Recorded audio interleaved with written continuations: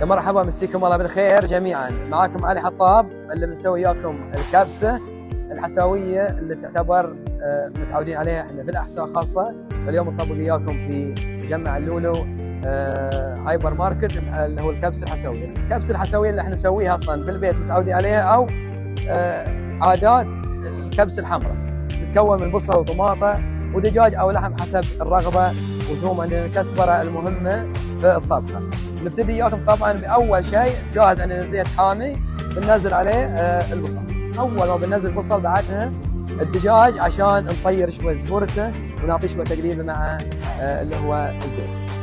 بعد ما نخلص ان شاء الله بننزل عليها طماطه وما شابه، وبتشوفون الخطوات ويانا. الحين بنزل كميه كافيه للبصل. طبعا عندنا كيلوين احنا من العيش، ننقع الرز، ننقع ونخليه يعني الوقت اللي انت تحتاجه، لكن كل من زاد الوقت كل من صار احسن. بننزل الحين كميه حلوه من البصل، الشرايح اللي تشوفونها هاي شلون طبعا حامي. كل من كثرت البصل ترى كل من زانت طبختك. احنا بننزل هذه كل الكميه عشان ناخذ انطوعه حلو، لان البصل والحمسه عامه هي اللي تزبرق لك وتذهب لك طبختك. الدجاج عندنا مقطع انصاف، بننزل على ظهره زي كذا، ها، بنخليه يتمخمخ وياخذ طعم الحمص والبصل. ننزل 2 بس من معجون الطماط، ما بنكثر. كميه من الطماط، تبي تكثر اهم شيء حمستك تزين وتزين طبختك. اعيد وازيد، لو زانت الحمسه تزين الطبخه. نكثر طماط ونكثر بصل ونكثر ثوم. بهارات مشكله من غربي، وبهارات هم بعد مدين مكعب.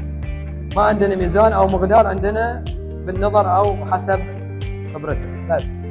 كذا كافي. الحين بينزل عليها اللومي المطحون، بننزل كميه شوي وافره وكثير. احنا الحين بنصب الماء وان شاء الله بنخلط وبنخليه على ما يستوي الدجاج، بعدين بننزل العيش فوق الدجاج. ان حبيت تحمر تدخله فرن تقدر تحمره تدخله فرن، ولكن احنا اليوم بنخليه مع العيش نفسه.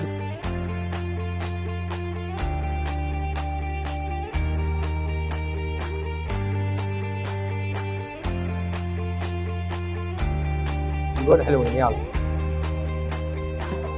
ننزل العيش عاد بنشوف الماء. الله، هذا ما شاء الله وزنه 100% حق الماء.